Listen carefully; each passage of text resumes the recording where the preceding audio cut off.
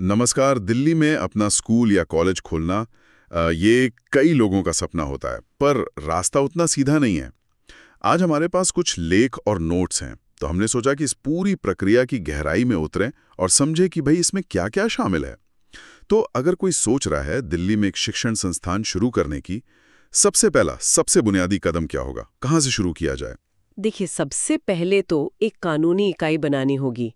ये या तो एक रजिस्टर्ड ट्रस्ट हो सकता है या फिर सोसाइटी रजिस्ट्रेशन एक्ट के तहत एक सोसाइटी। एक और विकल्प है कंपनी एक्ट के तहत सेक्शन 8 कंपनी बनाना। अच्छा। हाँ, और खास बात यह है, दिल्ली स्कूल शिक्षा अधिनियम ये साफ कहता है कि स्कूल चलाने वाली संस्था का मकसद मुनाफा कमाना नहीं होना चाहिए। Okay, non profit. बिल्कुल, और यही बात कॉलेजों पर भी लागू होती है। तो ये आप कह सकते हैं पूरी प्रक्रिया की कानूनी और बुनियादी जरूरत है, नींव है एक तरह से। समझ गया। लोग अब शुरुआत ही इस सोच के साथ कि ये शिक्षा के लिए है, बिजनेस के लिए नहीं। अच्छा, चलिए मान लिया संस्था बन गई। अब अगर स्कूल खोलना है तो आगे क्या सोचना होता है? फिर ये तय करना होता है कि स्कूल किस लेवल का होगा। हाँ। क्या सिर्फ छोटे बच्चों के लिए, मतलब प्री प्राइमरी हाँ। या प्राइमरी तक, या फिर पूरा 12वीं तक का सीनियर सेकेंडरी स्कूल।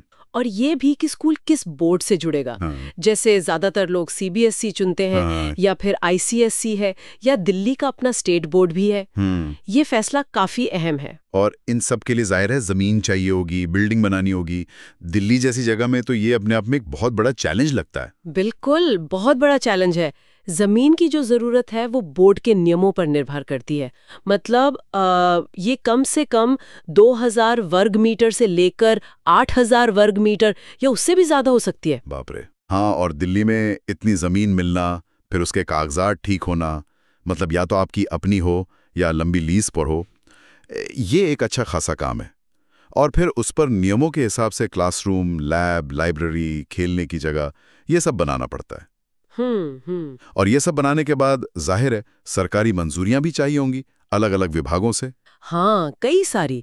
जैसे आपको डीडीए या एमसीडी से लैंड यूज सर्टिफिकेट चाहिए होगा। हाँ। कि हाँ, ये जमीन स्कूल के लिए ही इस्तेमाल हो रही है। फिर बिल्डिंग का जो प्लान है उसे अप्रूव कराना होगा। अच्छा। स्वास्थ्य विभाग से सर्टिफिकेट चाहिए, फायर डिपार्टमेंट से नो ऑब्जेक्शन सर्टिफिकेट यानी एनओसी चाहिए अग्नि सुरक्षा के लिए। तो ये स्वीकृतियां लेने में भी काफी समय और मेहनत लगती है। और शिक्षा विभाग का क्या रोल रहता है इसमें? दिल्ली का जो शिक्षा निदेशालय है, डायरेक्टरेट ऑफ एजुकेशन यानी डीओई, उससे मान्यता लेना तो अनिवार्य है। उसके बिना आप स्कूल चला ही नहीं सकते। और एक दिलचस्प बात यह है कि सीबीएसई या आईसीएसई जैसे जो बड़े बोर्ड हैं, उनसे अफिलिएशन यानी संबद्धता अक्सर स्कूल शुरू होने के मतलब 1 आध साल चलने के बाद मिलती है। वो पहले डोई की मान्यता देखते हैं।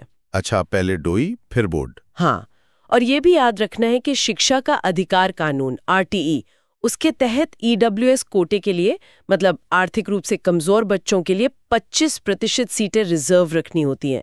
और साथ ही क्वालिफाइड टीचर्स की भर्ती भी नियमों के हिसाब से करनी होती है। ये तो हुई स्कूल की पूरी कहानी। अब अगर कॉलेज खोलने की तरफ देखें तो क्या प्रक्रिया बहुत अलग है?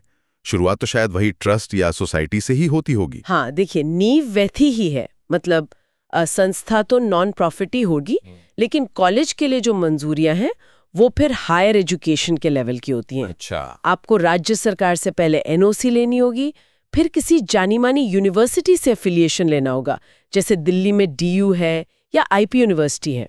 और अगर आप टेक्निकल कोर्स शुरू कर रहे हैं, मान लीजिए बीटेक या एमबीए, तो फिर एआईसीटीई जो all India council for technical education है, उसकी मंजूरी जरूरी है। और अगर संस्थान को खुद ही डिग्री देने का अधिकार चाहिए तो फिर यूजीसी यूनिवर्सिटी ग्रांट्स कमीशन, उसके बहुत कड़े मानक हैं, उन्हें पूरा करना होता है। समझ गया। और यहाँ पर स्टाफ भर्ती के लिए, मतलब फैकल्टी के लिए क्या खास नियम है? कॉलेज में जो फैकल्टी होती है, प्रिंसिपल, प्रोफेसर्स, असिस्टेंट प्रोफेसर्स, उनकी भर्ती यूजीसी के नियमों के अनुसार ही करनी होती है। उनकी क्वालिफिकेशन, पे स्केल, सब कुछ यूजीसी रेगुलेशंस के हिसाब से होता है। और एडमिशन प्रोसेस में भी पूरी पारदर्शिता रखनी होती है। इतने सारे नियम, कानून, अलग अलग विभाग, सुनने में ही काफी जटिल लग रहा है। तो क्या लोग इसमें मतलब एक्सपर्ट्स की मदद लेते हैं? हमारे नोट्स में इसका जिक्र था। हाँ, बिल्कुल लेते हैं। और ये काफी समझदारी भरा कदम भी हो सकता है, खासकर दिल्ली जैसे शहर में जहाँ प्रक्रियाएं थोड़ी पेचीदा हैं। एक अच्छा सलाहकार जिसे इन चीज़ों का अनुभव हो, वो सही ज़मीन ढूंढने में, लीगल काम में और अलग-अलग विभागों से तालमेल बिठाकर मान्यता या संबद्धता दिलाने में काफ़ी मदद कर सकता है। हाँ, क्योंकि अकेले करना तो मुश्किल होगा। बहुत मुश्किल, क्योंकि जो दस्तावेज चाहिए उनकी लिस्ट भी काफ़ी लंबी होती है। मतलब ट्रस्ट डीड से लेकर ज़मीन के कागजात, बिल्डिंग प्लान अप्रूवल और फिर एक पूरी डिटेल्ड प्रोजेक्ट रिपोर्ट यानी डीपीआर बनानी पड़ती है। डीपीआर, उसमें क्या होता है? उसमें बेसिकली पूरे प्रोजेक्ट का खाका होता है। क्या कोर्स होंगे, कितने छात्र होंगे, क्या सुविधाएं होंगी, कितना खर्चा आएगा, कहाँ से आएगा, मतलब पूरा फाइनेंशियल और एकेडमिक प्लान। अच्छा, तो कुल मिलाकर दिल्ली में एक स्कूल या कॉलेज खोलना सिर्फ एक बिल्डिंग खड़ी करने जैसा नहीं है।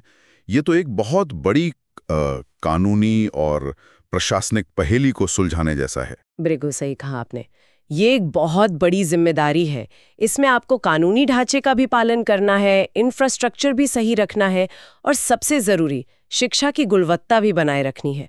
हर पहलू बहुत महत्वपूर्ण है। ये सिर्फ नियम पूरे करने की बात नहीं है, बल्कि एक उद्देश्यपूर्ण, एक अच्छी संस्था बनाने की बात है। हाँ, ये बात तो है। आज की इस बातचीत से कम इस पूरी प्रक्रिया के जो मुख्य पड़ाव हैं और जो उनकी जटिलता है, वो काफ़ी हद तक साफ हुई है। यहाँ पर एक बात सोचने वाली है जो मुझे लगता है महत्वपूर्ण है।